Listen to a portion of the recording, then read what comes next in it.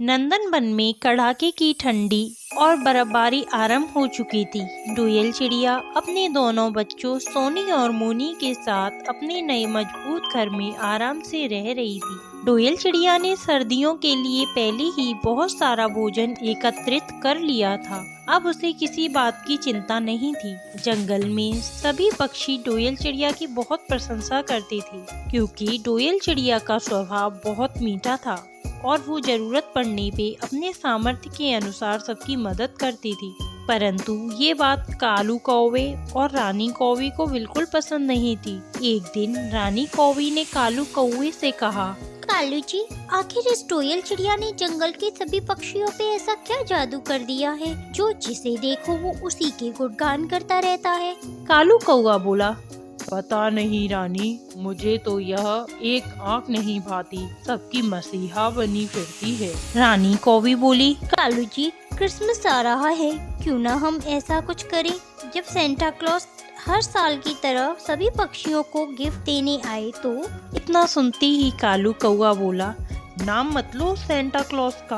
पिछले साल क्रिसमस पर उसने हमें छोड़ के पूरे जंगल के पक्षियों को गिफ्ट दिया था। सभी पक्षियों ने हमारा कितना मजाक उड़ाया था और बोला था सेंटा क्लॉज केवल अच्छे पक्षियों को गिफ्ट देता है। तुम दोनों सभी को परेशान करते हो, इसीलिए तुम्हें सेंटा क्लॉज ने गिफ्ट नहीं दिया। सबके सामने हमें कितना शर्मिंदा होना पड़ा था, याद है ना तुम्हें? रानी कौवी बोली, मैं कुछ भी नहीं भूली हूँ कालू जी, आप पहले मेरी पूरी बात तो सुन लें। कालू बोला, अच्छा बताओ क्या कहना चाहती हो।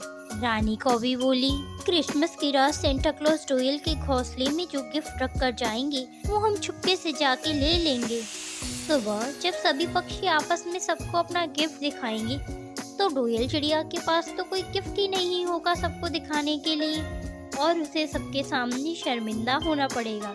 जो अपमान पिछले वर्ष हमने सहा था वही अपमान इस साल डोयल चिड़िया को सहना पड़ेगा। ये सब सुन के कालू कौवा बोला, अरे वाह रानी, तुम तो सचमुच बड़ी ही बुद्धिमान हो। क्या खुरापाती आइडिया दिया है तुमने। अब हम डोयल चिड़िया से अपने अपमान का बदला लेंगे।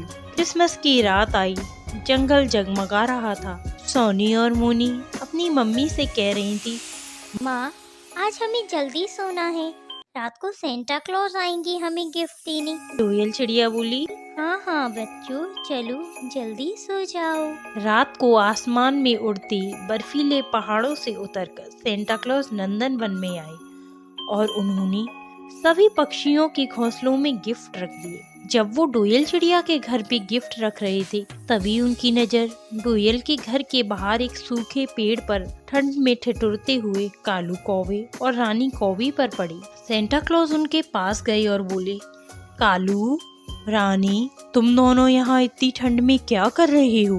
कालू और रानी कपकपाते हुए बोले, हम यहाँ डोयल चिड़िया का गिफ्ट चोरी करने आए थे, परंतु अत्यधिक ठंडी में बैठने के कारण अब हम उड़ भी नहीं पा रहे हैं।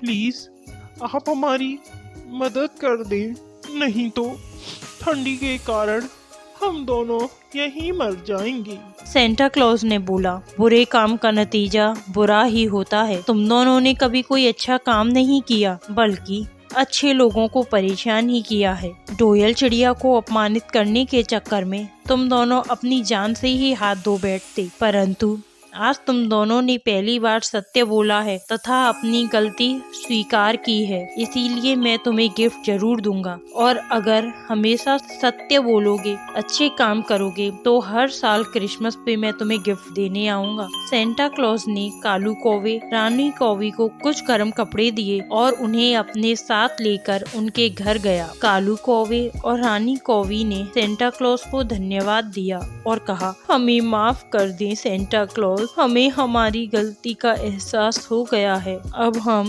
किसी भी पक्षी को कभी परेशान नहीं करेंगे, ना ही झूठ बोलेंगे। हमें समझ आ गया है, बुरे काम का नतीजा बुरा ही होता है।